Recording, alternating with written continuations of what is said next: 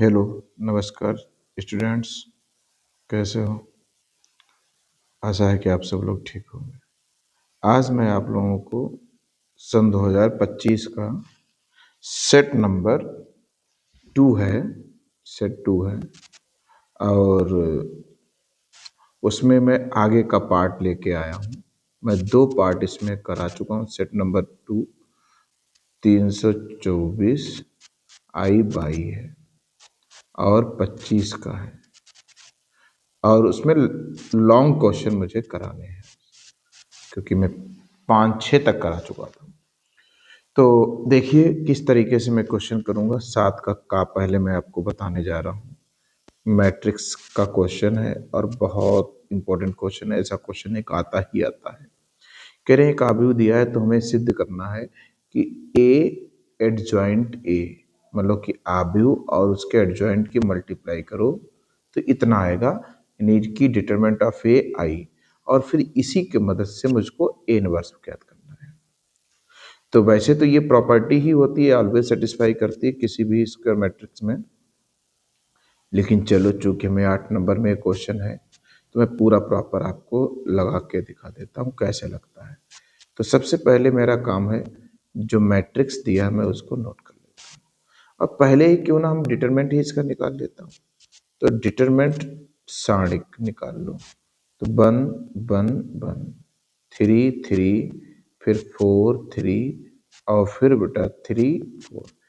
अब हम इसका विस्तार कर देते हैं, चाहे R1 से कर दो, कहीं से R1 से कर दो विस्तार, R1 से विस्तार करने पर करो विस्तार तो क्या होता है, इसका चिन्ह प्लस, पंक्ति स्तंभ छुपा लो, पहली पंक्ति और स्तंभ छुप जाएगा। तो इसकी इधर चौचक्कू 16 माइनस 9, फिर प्लस के बाद चिन्ह आता -3। अब इससे अब हम क्या करेंगे, जो है इसको मैं, ये हट जाएगा। अब इस पहली पंक्ति का दूसरा हो गया तो ये छुपा देंगे, ये दूसरा, तो हमारा क्या बचेगा, तो इसकी 4 माइनस 3 और फिर प्लस होता है। ये चिन्ह आपको याद होना चाहिए, plus minus plus minus plus minus plus minus plus. अब मैं यहां से अगर देखूं तो 3 है, तो अब हमारा ये छुप जाएगा, कौन सा, तीसरा स्तंभ छुप जाएगा। अब हमारा ये तीसरा स्तंभ छुपेगा, तीसरा स्तंभ ये छुप जाएगा,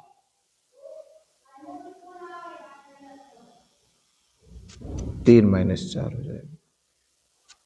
तो 16 में से 9 जाएगा तो 7 बचेगा, 4 में से 3 जाएगा -3 और ये माइनस का 3, तो ये हो गया हमारा 7 माइनस 6 और ये 1 जो कि 0 के बराबर आ गया, ये आ गया नॉट इक्वल टू 0।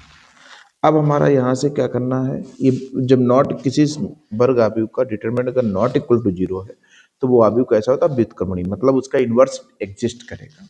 अब पहले हम सहखंडज आव्यूह निकाल लेते हैं, जो कि क्या होता है, सह गुणनखंड से निर्मित आव्यूह निकाल लो। A11 क्या होता है, चिन्ह सहित उपसारणिक, तो चिन्ह इसका प्लस है।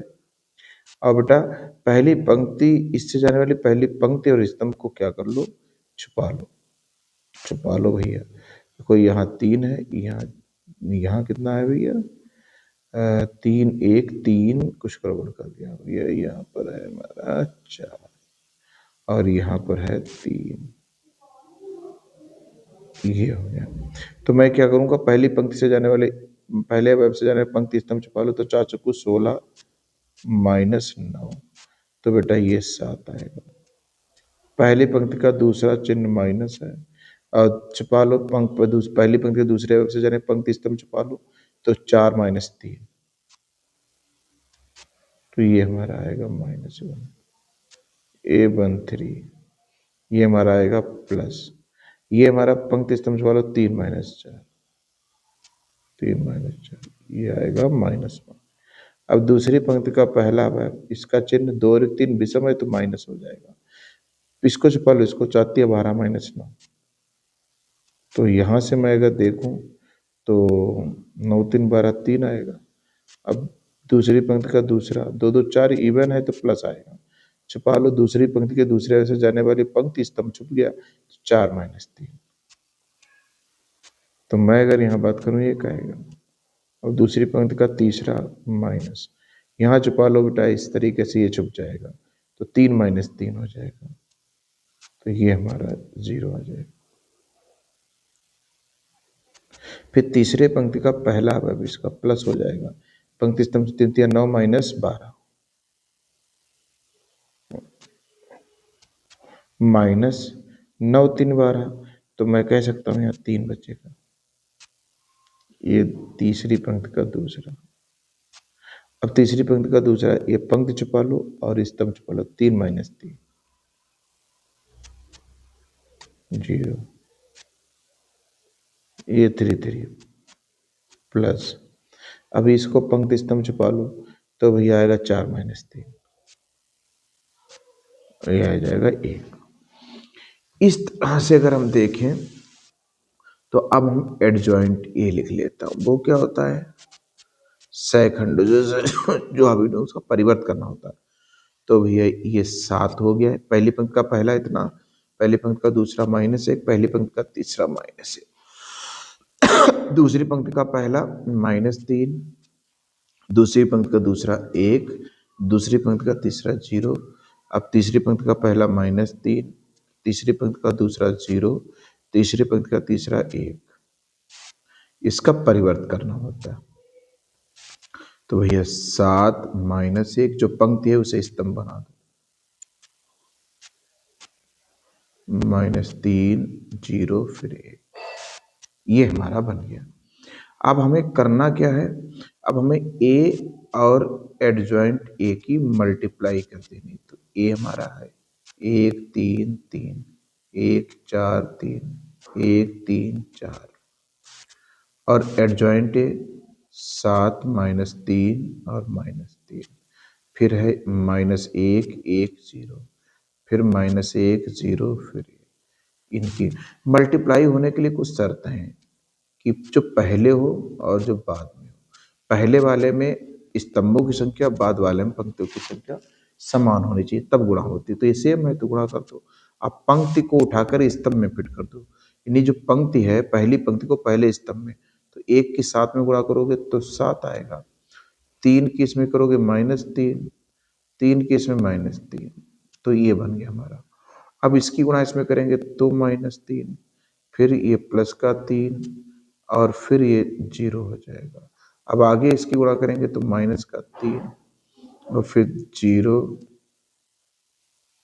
और फिर कितना होगा प्लस का 3, फिर क्या इसकी गुणा इसमें करेंगे 7, फिर माइनस का 4, फिर ये माइनस का 3, फिर माइनस का 3, फिर प्लस का 4, फिर प्लस का 0, फिर माइनस का 3, फिर 0 और फिर 3, फिर इसकी गुणा इसमें करो 7, फिर -3, फिर -4, गुणा इसमें करो -3, फिर +3, फिर 0, फिर -3, इसके इसमें करो -3, फिर 0 और फिर +4। इस तरीके बेटे देखो ना, इस पंक्ति के इसमें गिरते तो 1 के साथ में 7, 3 की -3, 4 की -4, फिर 1 की -3, अब 3 और 1 की 3 और 4 और 0 0, ये गुणा कर दी, पंक्ति को उठाकर स्तंभ में फिट कर दी। अब अगर हम देखें यहाँ से तो इसके बाद में तो ये 3 3 6 1 हो जाएगा, 0, ये 0, ये 4 3 7 में 7 जाएगा 0, यहाँ भी 1 0 0 0 और ये। तो इस तरह से मैं देखूं तो ये क्या बन गया, मैं इनटू में बाहर बाहर वन मान सकता हूँ, क्योंकि डिटरमिनेंट का मान, इस वन को मैं चाहूँ तो डिटरमिनेंट ऑफ ए ले सकता हूँ, और ये क्या है इकाई अवयव है। तो यही हमको सिद्ध करना था कि एडजॉइंट ए बराबर ए इंटू एडजॉइंट ए बराबर डिटरमिनेंट ऑफ, एक पार्ट तो इतना हो गया। दूसरा हमको सिद्ध करना था कि इनवर्स, तो इनवर्स तो हम वैसे ही जानते हैं, तो इस तरह से ए इनवर्स बराबर एडजॉइंट ए बटे डिटरमिनेंट ऑफ ए होता है।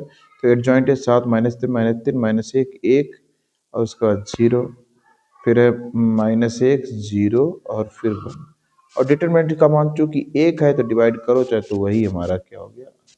तो इस तरीके से क्वेश्चन बहुत इंपॉर्टेंट, ये क्वेश्चन ही इंपॉर्टेंट है। ये 8 नंबर में क्वेश्चन है, बहुत अच्छा क्वेश्चन है, इसको आप अच्छे से तैयार कर लीजिए। इस टाइप का एक क्वेश्चन आता है। हम मैं इसको इरेज कर रहा हूं, अगले क्वेश्चन की तरफ चल रहा हूं। चलिए, अगला क्वेश्चन हमारा इक्वेशंस हैं, उनको हमें मैट्रिक्स मेथड से हल करना है। ये भी क्वेश्चन, इस टाइप का भी एक क्वेश्चन 8 नंबर में कंफर्म है। 100% क्वेश्चन चेंज भले हो जाए लेकिन आना तय है। प्रोसीजर सबका एक है, इसमें भी इतना ही काम करना पड़ेगा, इन्वर्स तक यहाँ भी जाना पड़ेगा। तो मैं अगर बात करूं बेटा, जैसे 7 का अगर हम खा भी बता दूं आपको कैसे करना है, तो जो इक्वेशंस दी हैं, देखो सबसे पहले x plus Y plus Z बराबर 6, दूसरा y प्लस 3z बराबर क्या दिया है 11, तीसरा क्या दिया है x प्लस जेड बराबर हमको क्या दिया है, ठीक, x प्लस जेड बराबर 2y दिया है। तो एक काम कर लो, 2y को जब हम इधर लाएंगे तो ये माइनस में हो जाएगा, बराबर में 0। अब सबसे पहले हमें इसको ax बराबर b मैट्रिक्स फॉर्म में लिखो। तो a हमारा यहाँ क्या है, ये कोफिशिएंट मैट्रिक्स होता है जो एक्स वाई के गुणांक से बनता है। यहाँ बेटा x नहीं है तो यहाँ क्या है, x के साथ 0 है, तो 0 1 3, यहाँ 1 -2 फिर 1। अब उसके बाद में x नंबर ऑफ अननोन्स होते हैं और v कॉन्स्टेंट्स इतना हो गया। अब हम कह सकता हूँ यहाँ से क्या है, वेयर a बराबर, a हमें 1 1 1 0 1 3 और 1 -2 और 1 ये बन गया। अब इसका मुझे डिटरमिनेंट निकालना है, क्या चाहिए हमको, इसका मुझे डिटरमिनेंट निकालना है। तो वो कैसे निकलेगा, तो भाई हमें क्योंकि इन्वर्स निकालने के लिए डिटरमिनेंट निकालना जरूरी है, तो 1 1 1 0 1 3, अब 1 -2 और फिर 1। अब इसका विस्तार कर दो, हम C1 से करेंगे क्योंकि C1 में एक 0 मिल रहा है, तो C1 से विस्तार करने पर तो क्या आएगा +1। बेटा रो कॉलम को छुपा लो, ये पहली पंक्ति ये पहला स्तंभ छुप जाएगा। तो क्या आएगा भैया हमारा विस्तार, इसकी इधर गुणा और माइनस इसकी इधर गुणा, तो क्या होगा 1 और माइनस करेंगे तो प्लस का 6 हो जाएगा, फिर -0। तो ये लिखो चाहे न लिखो कोई फर्क नहीं पड़ता इससे, क्योंकि जब 0 बाहर हो गया मल्टीप्लाई तो कोई मतलब ही नहीं है। तो फिलहाल लिख दो भैया 0। अब ये दूसरी पंक्ति स्तंभ वही रहेगा, पंक्ति बदल गई, तो 1 1 +2। अब आगे क्या होगा, प्लस का 1, भैया क्या होगा, पंक्ति स्तंभ के बाद 3 -1, तो मैं कहूँ तो 7, ये 0 और ये प्लस का 2, 7 2 9, ये हमारा क्या हो गया, नॉट इक्वल टू 0 आ गया। अब हम यहां से क्या करेंगे बेटा, इनवर्स। अब ये व्युत्क्रमण ये नहीं कि इसका यूनिक सॉल्यूशन एग्जिस्ट करेगा, बहुत सारे कॉन्सेप्ट है आगे, आप इक्वेशंस को बहुत तरीके से सॉल्व करना सीखेंगे। अब हमें इनका सेकंड डेरिवेटिव निकालना, तो मैं a11 पहली पंक्ति का पहला चिन्ह प्लस रहेगा, चाहो तो इस पहली पंक्ति से जाने वाले पहले पंक्ति के पहले पंक्ति स्तंभ छुपा लो, तो 1 और प्लस 3 दूनी 6, तो 7 ही आएगा। a12 बेटा माइनस होगा, 12 पहली पंक्ति का दूसरा, ये भाई पंक्ति स्तंभ छुपा लो, पंक्ति स्तंभ जो 0 -3, तो 0 -3, तो बेटा हो जाएगा प्लस का 3। अब a आएगा 13 प्लस, पंक्ति स्तंभ छुपा लो बेटा, पंक्ति स्तंभ 0 -1, तो 0 -1। अब पहली पंक्ति का दूसरे का पहला a माइनस आएगा, ये हमारा क्या है, दूसरी पंक्ति का पहला, पंक्ति स्तंभ छुपा लो, तो 1 + 2 हो जाएगा -3। अब बेटा दूसरी पंक्ति का दूसरा माइनस का प्लस हो जाएगा, दूसरी पंक्ति का दूसरा, जरा मैं इसको ये दूसरी पंक्ति का दूसरा भाई ये है ना, इसको छुपा लिया। अब हम यहां से क्या करेंगे, दूसरे यानी पंक्ति स्तंभ छुपा लो, तो स्तंभ हमारा ये छुप जाएगा। तो अभी क्रॉस गुणा कर लो, तो 1 1, तो 1 -1, तो क्या हो जाएगा 0। अब दूसरी पंक्ति का तीसरा, तो क्या आएगा माइनस। अब हम यहाँ पर अगर बात करूं दूसरी पंक्ति का तीसरा अवयव लेना है, तो दूसरी पंक्ति का तीसरा लेंगे तो इससे जाने वाला स्तंभ ये छुपा लेंगे। तो अब इसकी इधर -2 -1 तो ये रह जाएगा +3। इसी प्रकार अगर हम तीसरी पंक्ति का पहला अवयव लें, तीसरी पंक्ति का पहला अवयव क्या होगा? प्लस होगा। इससे जाने वाली पंक्ति स्तंभ को मैं छुपा लूंगा बेटा। क्या करूंगा? इससे जाने वाली पंक्ति और स्तंभ को मैं छुपा लूंगा। तो पंक्ति हमारी तीसरी तो ये हो गई और स्तंभ हमारा पहला ये हो गया। तो अब यहां पर कितना लिखा था? सॉरी 3 लिखा है बेटा। तो इसकी इधर तो 3 -1 मतलब मैं कहूंगा 2 और ये 3 2 ये हमारा माइनस। पंक्ति स्तंभ को छुपा लो। अब ये हट जाएगा, ये छुप जाएगा दूसरा। तो 3 -0 तो क्या आएगा? माइनस ये 3 यानी ये प्लस। अब हम यहां से अगर बात करूं तो मैं ये देखता हूं, अब इसको छुपा लो तो इसको 1 -0 तो 1 -0 यानी कितना आएगा? 1 आएगा। इसका मतलब मैं यहां से एडजॉइंट ए बराबर क्या? पहली पंक्ति का पहला 7 3 -1 फिर -3 0 फिर 3 फिर 2 -3 और फिर 1 ये हमारा है। अब यहां से क्या करने जा रहा हूं? इनवर्स निकाल लेता हूं। वो कैसे? अब सॉरी परिवर्त ट्रांसपोज भी तो करना है ना बेटा। ट्रांसपोज कर दो, रो और कॉलम को इंटरचेंज कर दो। तो 7 फिर 3 -1 -3 फिर 0 फिर 3 फिर 2 -3 फिर 1। अब मैं यहां से इनवर्स निकाल लेता हूं। वो कैसे? एडजॉइंट बटे में डिटरमिनेंट ऑफ ए। तो ए इनवर्स बराबर क्या है? डिटरमिनेंट ऑफ ए 9 है तो 1 बटे में 9 इधर आ जाएगा। तो 7 -3 और 2। अब 3 0 -3 -1 3 फिर 1 ये बन गया हमारा। अब x बराबर b है, यहां से हम x बराबर ए इनवर्स बी ये कर लेंगे। तो x हमारा क्या है? x by Z number of unknowns होता है। ए इनवर्स 1/9 बेटा 7 -3 और 2 फिर 3 0 -3 -1 फिर 3 फिर 1 उसके बाद में हमारा 6 11 फिर 0। अब यहां से 7 6 42 गुणा कर लो इसमें और फिर 11 3 33 और फिर 0। अब 3 18 फिर 0 और फिर 0। अब आएगा हमारा -6 फिर 11 3 33 और फिर 0। ये हमारा -6 है। ये हमारा यहाँ पर क्या है? ये -6 है। तो ये आ गया। अब मैं यहाँ से 1/9 42 में से 33 जाएगा 7 2 9 बचेगा। यहाँ 18 है ही। 33 में से 6 जाएगा तो 3 तो चला गया 27 बचेगा। अब मैं अगर बात करूँ यहाँ से तो x बाई जेड बराबर 9 9 2 9 27 x बराबर 1 y बराबर 2 z बराबर 3 ये हमारा आंसर। ये हमारा क्या आ गया भैया? आंसर आ गया। इस तरीके से बेटा 7वें के दोनों खंड हो गए। बहुत अच्छा क्वेश्चन है। अब मैं यहां से 8वें के पार्ट्स कराने जा रहा हूं। मैं इसको इरेज कर देता हूं।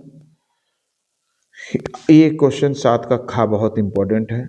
8 नंबर में कंफर्म में क्वेश्चन आना है, ये बात समझ लीजिए।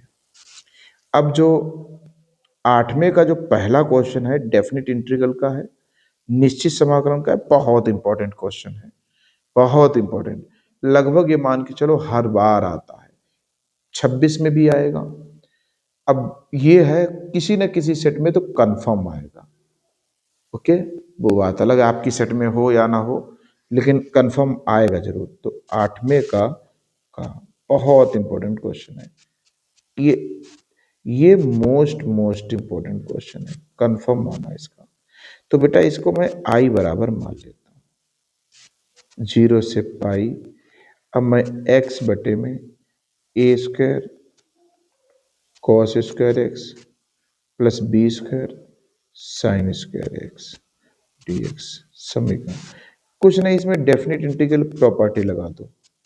क्या होती है, लोअर प्लस अपर माइनस होता है, चूंकि लोअर जीरो है तो सीधे अपर माइनस एक्स बोल दो। तो यहां से cos square pi minus X plus B square cos square pi minus X D X. Property 0 से A F of X D X बराबर क्या होता है, 0 से A F of A minus X D x.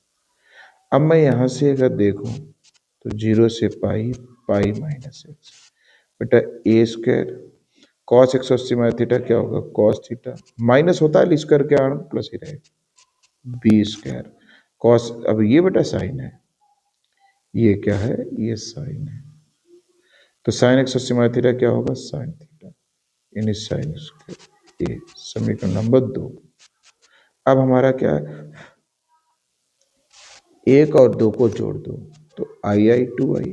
बेटा देखो इंटीग्रेशन दोनों में सेम है, हर भी दोनों में सेम है, तो अंश को सीधे मैं प्लस कर देता हूँ, यानी x plus pi minus x नीचे a square cos square x plus B square sine. Writing को समझ लेना बेटा, एक्स एक्स कट गया तो ये जो हमारा पाई है ये बाहर आ जाएगा 0 से पाई और डी एक्स बटे में ए स्क्वायर अब cos square x plus B square और फिर हमारा साइन स्क्वायर एक्स।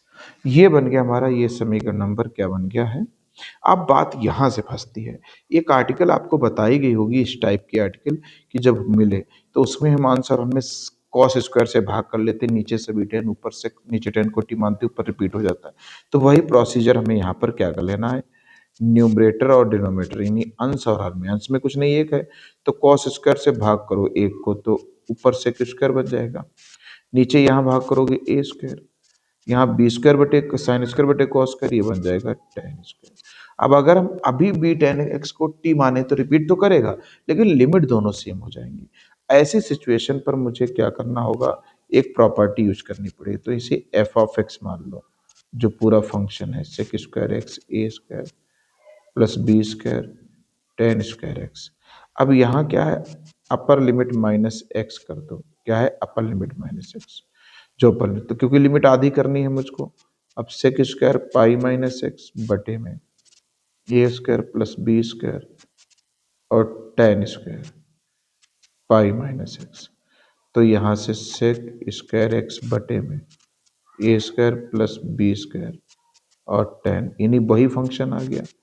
जब वही फंक्शन आ जाता है तो प्रॉपर्टी लग जाती है। अतः एक प्रॉपर्टी है, क्या नियम है कि फंक्शन दोगुना लोअर लिमिट ऐसे अपर लिमिट आधी हो जाएगी। और अब हमारा ऊपर से स्क्वायर एक्स डी एक्स बटे में बेटा a square plus b tan x का होल स्क्वायर, ये बन गया हमारा। अब मैं इसको थोड़ा प्रॉपर्टी ये लिखिए मिटा देता हूँ। अब मैं क्या करता हूँ वी टेन एक्स को टी मान लेता हूँ, सब्स्टिट्यूट कर दो तो टी बोलो टी के सापेक्ष अवकलन, तो टेन का क्या होगा sec square x D X बराबर डी टी। तो मैं अगर यहाँ से देखूं तो sec square x D X बराबर डी टी बटे बी। अब जब पुट करते हैं टू टू कट जाएगा, जब पुट करते हैं तो लिमिट भी बदलती है। तो वेन एक्स बराबर जीरो तो tan zero zero zero, when x बराबर पाई बाई टू टेन एंटी इनफाइनाइट तो इनफाइनाइट। तो ऊपर बन गया हमारा डी टी बटे में बी, बटे में कितना हमारा ए स्क्वायर प्लस टी स्क्वायर। अब ए पाई बटे में बी, अब ये बन गया वन अपॉन ए टेन वर्स टी अपॉन ए, यहाँ से अब ये जीरो से one, upper limit minus lower limit लगा लो तो पाई बटे ए बी, तो भैया टेन इनफाइनाइट इनफाइनाइट, अब ये टेन वर्स जीरो पाई बटे ए बी, ये हमारा टेन इनफाइनाइट को मैं क्या लिख सकता हूँ टेन 90, वो तो जीरो, तो हम पाई बटे में ए बी इंटू पाई बटे टू, ये हमारा आएगा पाई बटे टू ए बी। ये ये बहुत इंपॉर्टेंट क्वेश्चन है हमारा। तो इस तरह से हमारा इसका आंसर सॉरी पाई पाई पाई स्क्वायर हो जाएगा, पाई स्क्वायर बटे 2ab। ये बहुत इंपॉर्टेंट क्वेश्चन है, लगभग हर बार आता है, तो तैयार जरूर इसको कर लीजिएगा। बहुत बेस्ट सॉल्यूशन मैंने आपको दे दिया है। मैं इसको इरेज कर रहा हूं और मैं इसका दूसरा पार्ट भी बता, हालांकि आपको एक ही पार्ट करना है, लेकिन चूंकि मैं आपको सारे सॉल्व करा रहा हूं तो सारे क्वेश्चन सॉल्व करके दिखा देता हूं कि देखो इस तरीके से क्वेश्चंस लगते हैं।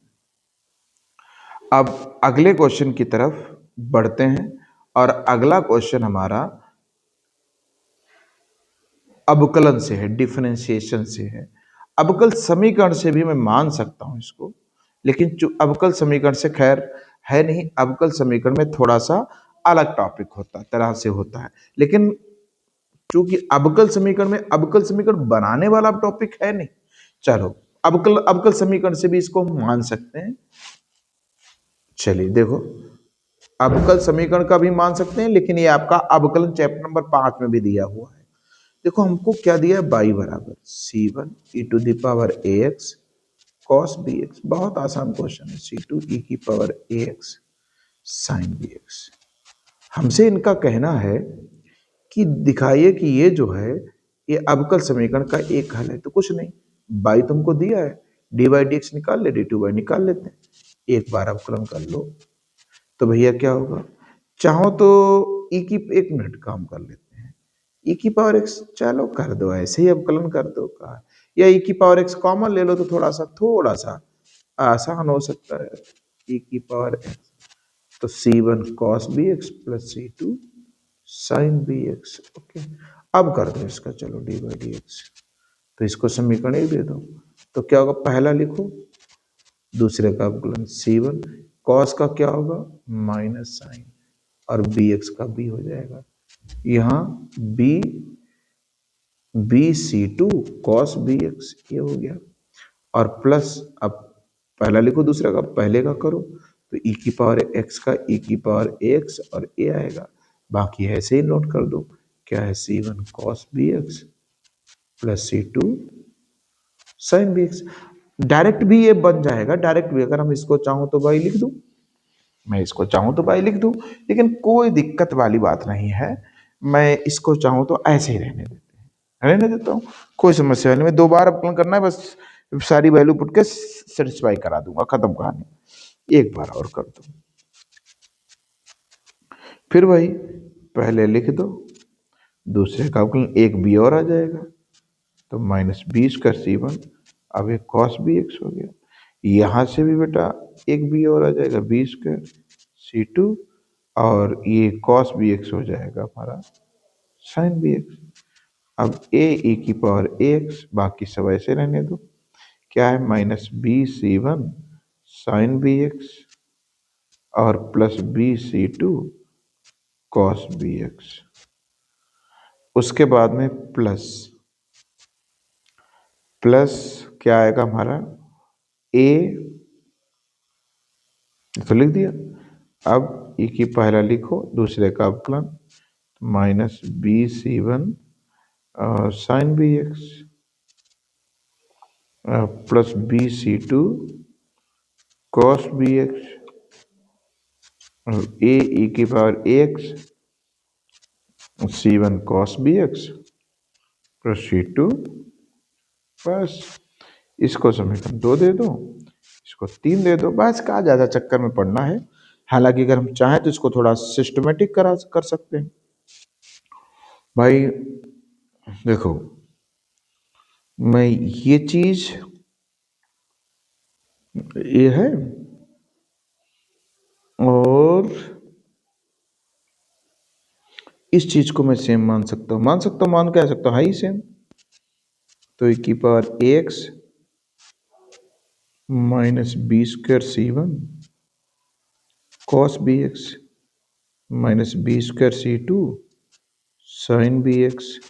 ये वाली चीज, और जब एक ही गुणा कर दोगे तो ये वाली चीज सेम हो जाएगी, तो जुड़ जाएगा 2a e की पावर एक्स, और बनेगा minus B c1 sine B x plus BC2 cos BX, ये बन गया। और लास्ट में इसकी a के साथ गुणा कर दो तो ये बन जाएगा a स्क्वायर e की power ax C1 cos BX plus C2 sin BX, समीकरण नंबर 3। अब मैं उसकी LHS ले लेता हूं जो सिद्ध करना है। तो LHS क्या है? d2/dx2 minus 2 plus A square minus B square बराबर 0। तो भैया d2/dx2 की वैल्यू पूरी जो है वो पुट कर दो, अंदर ही गुणा कर दो यार। चलो अच्छा, e की power ax minus B square C1 cos bx minus B square C2 sin bx। फिर क्या आएगा बेटा? प्लस ट्वाइस ए ई की power ax minus B C1 sin bx और प्लस BC2 cos bx और प्लस ए स्क्वायर ई की power x C1 cos bx plus C2 sin bx, ये बन गया। अब माइनस 2a, तो भैया d/dx a है ना, इसमें 2a से गुणा कर दो तो 2a, वो भी माइनस का, तो e की power ax minus BC1 sin bx और प्लस BC2 cos bx, ये हो गया हमारा। अब उसके बाद में हम क्या करेंगे? माइनस 2 ये हो गया। अब उसके बाद में मैं 2a की माइनस 2 की यहाँ भी गुणा होगी तो माइनस 2a स्क्वायर ई की power ax C1 cos bx plus C2 sin bx। अब उसके बाद में क्या है भैया? माइनस का क्या दिया है, कहा गया, हाँ हाँ, ए स्क्वायर माइनस बी स्क्वायर।